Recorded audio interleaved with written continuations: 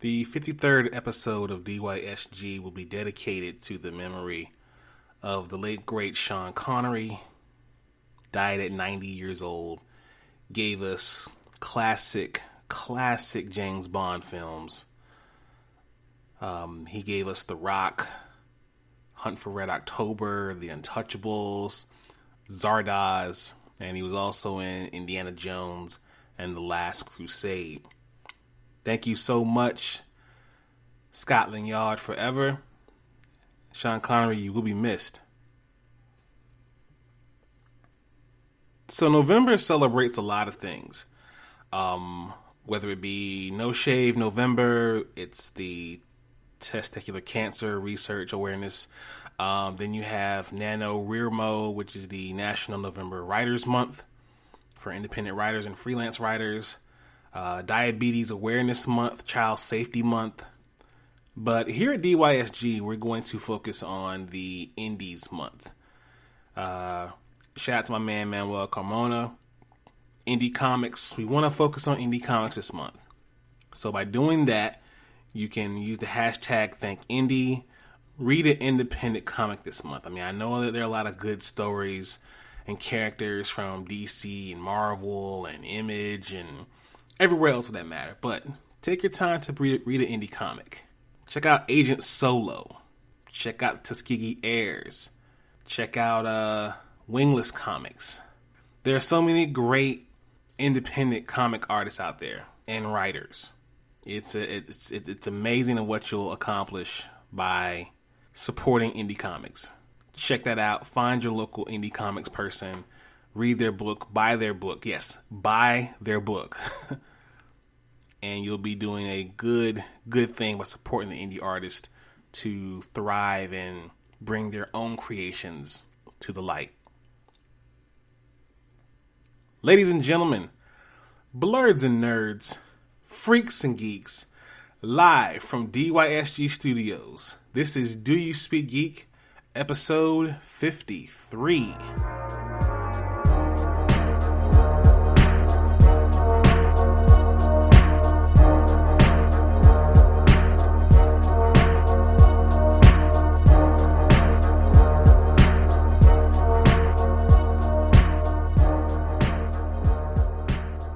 Welcome once again, everyone. This is your boy Nix. This is Do You Speak Geek, episode 53. What's going on? How y'all feeling out there today? I'm doing great. Welcome to the month of November. We just got out of Halloween.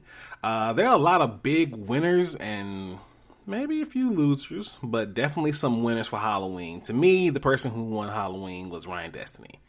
Ryan Destiny, amazing female actress, did a cosplay of Lauryn Hill, and to me, she absolutely killed Halloween.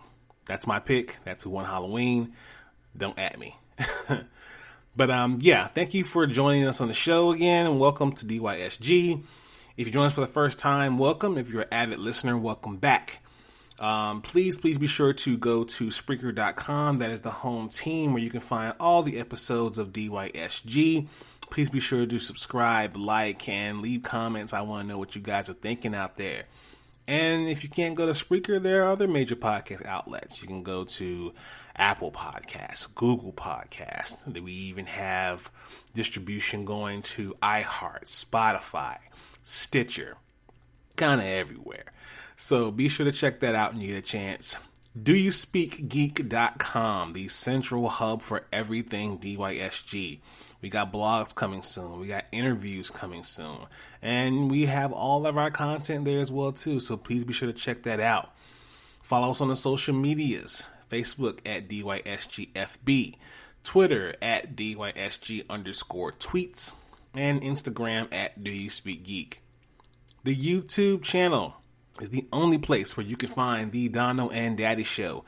Please be sure to subscribe, like, Hulk, smash that bell for all notifications, and please leave comments. We want to know what you guys are thinking out there. So let's go ahead and get right into the show. Nothing really big popped off this week, so we're going to go ahead and jump right into... Oh, before I do that, I want to shout out Nerds and Hip Hop, and I want to shout out Hip Hop Marvels. That's just off GP. Shout out to y'all. Let's get into Source Wall. Man, you come right out of a comic book. Behold the source wall. Can you read, my son? Well, that depends. There is nothing wrong with reading a story and looking at the pictures. Enough said, Stan. Let's jump right into the pull list. This one was a no-brainer for me this month or this week. Teenage Mutant Ninja Turtles: The Last Ronin #1. This was by far the best book this week. It is the TMNT event of 2020. I don't want to hear about events in 2020, but anyway. Springing from the minds of TMT co-creators Kevin Eastman and Peter Laird comes an epic like none you've ever seen before.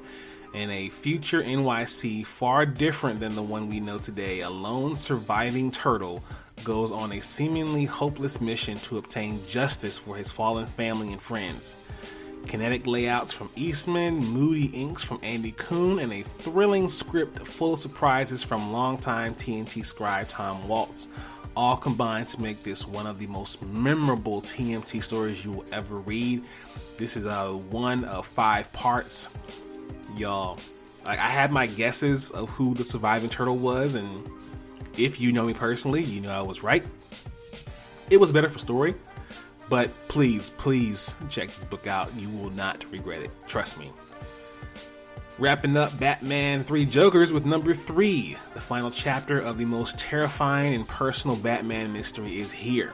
Still reeling from their last encounter with 3 Jokers, Batman, Batgirl, and Red Hood discover the terrible truth about the Joker's plot. We will find out who is going to be the new Joker. Will the Caped Crusaders have the strength they need to end the maniacal Menace's master's plan once and for all? I sound like the guy who was narrating the Batman show back in the day with Adam West. Anyways, you don't want to miss this conclusion. Check it out. To me, a little underwhelming, but that's just how I feel about it. But please, check this out if you get a chance to. Finish up 3 Jokers #3. Awesome story. X of Swords Stasis #1. A ritual, a parliament, a game begins. They don't really give you much to kind of wonder about there, but X of Swords is a pretty good book from what I've seen so far, and we'll see what happens with that one. Check that one out when you get a chance. And finally, we have Spawn 311. Spawn raises some of the dead as he storms a palace that has been hiding the secrets of a hidden society whose members can combine to become more powerful than any Spawn throughout time, led by their new king, the Omega Spawn. Pretty heavy stuff in this book here. Also, if you get the chance, please grab that variant cover paying tribute to Chadwick Boseman. If you can get your hands on that, do that, please. Let's jump into Watch This. Watch this, y'all. Thunder! Thunder! Thunder! Lannister always pays his debts. Whoa, dude. I am the villain of the story. Okay, with Watch This news, this past Monday was a Red Monday for DC Comics. Starting with the Red Hood, DC Universe's Titan show, or should we say HBO Max's Titan show, revealed a look for the Red Hood in the upcoming season. The official Twitter account show posted a tease telling fans to look out for more details, and they even posted an image of the Red Hood of what it will look like him in costume. Kieran Walters is kitted out in full gear, helmet, and much more, and a menacing aura that the one who was going to be Jason Todd Robin will now turn into the Red Hood. As things have progressed on Titans, it's clear that there would be some sort of Red Hood turn for Walters, but now we see just what the outfit's going to look like. More fans guess that Dick Grayson would end up in a more adult form in Season 2 with Nightwing, so now we'll see what happens here now. And with that, you know, Jason Todd is now Red Hood, no longer Robin. Is there another Robin waiting in the wings? Are we going to see Tim Drake? I really hope so. He talked previously, Walters, about becoming Red Hood during a conversation where he said that I wasn't too crazy into the comics.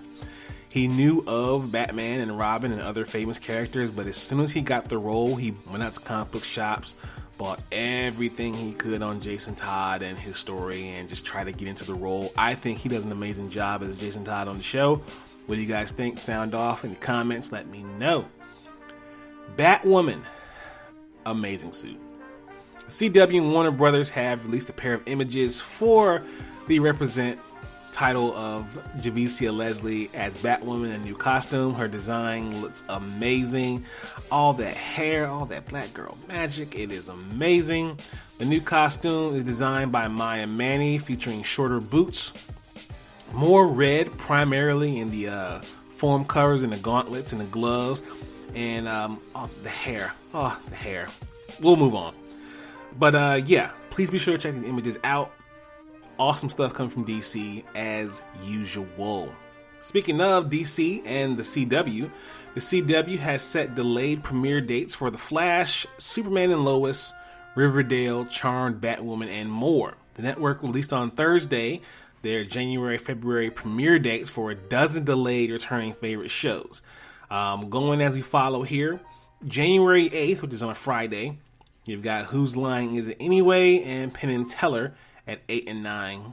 Tuesday, January 12th, 2 Sentence Horror Stories, a 1-hour season premiere, and Trickster, a series premiere of that one.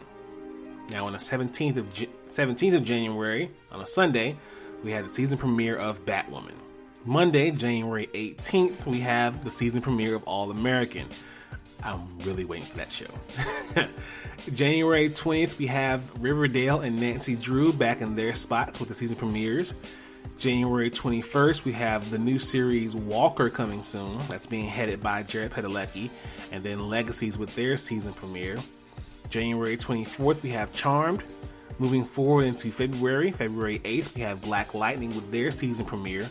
And February 23rd, we have The Flash and Superman and Lois premiering on that night. I'm looking forward to the shows. It's gonna bring some sense of normalcy back to me with these shows coming back online, and I can't wait to watch them. It's gonna, kind of remind me that, life is still moving on, and I got my superhero shows back. So yeah, can't wait to see these shows. I hope Superman and Lois doesn't disappoint. I'm gonna watch this Walker show with Jared Padalecki on Thursday and see what happens with that one. And hopefully we get some closure with this Flash season. So we'll see what happens on that one. Please be sure to check those out, and we'll discuss them here on DYSG. And finally, we have the review of The Mandalorian Season 2. Oh my God. People, when I tell you that this season is going to be nuts, this season is going to be crazy. And I changed the word there on purpose. Yes, this show, oh my God, I cannot wait for the next episode. I want all the episodes right now. I need them right now. Give them to me right now. But anyways, let's jump into Thumb Life. Peace, love, and video games! That sound like Donkey Kong.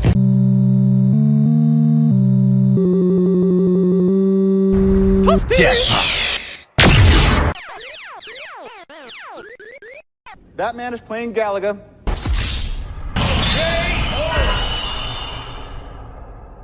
Alright gamers, Cyberpunk 2077 has been delayed again.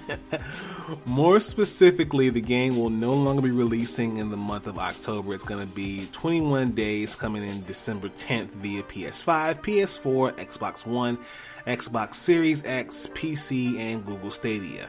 While the game went gold earlier this past month, the team still has to work to ensure the game runs smoothly on every platform.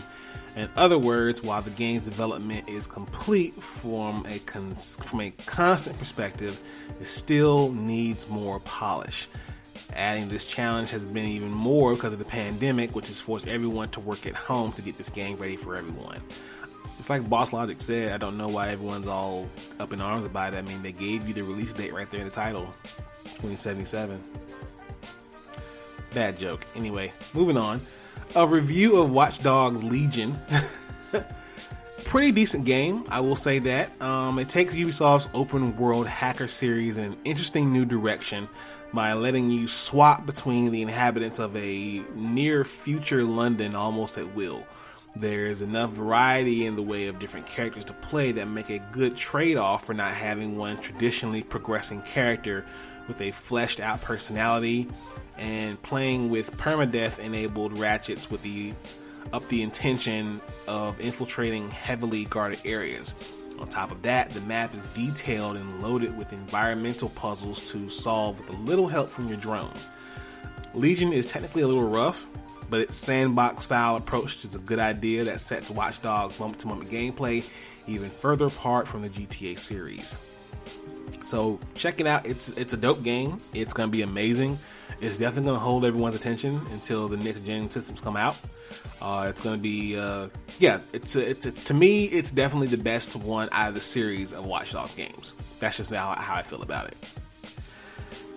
All right, so that's the show, y'all. I'm going to go ahead and do what I do about this time and get out of here. Thank you all for listening. Please, please, please be sure to follow the content, subscribe to the content, listen to the content. Let me know what you think about the content. Please be sure to visit the website doyouspeakgeek.com for everything DYSG. Follow us on the social medias, Facebook, Twitter, and Instagram. Check out the YouTube channel for all of our videos. As usual, live to play to win to live. I speak geek. Do you speak geek?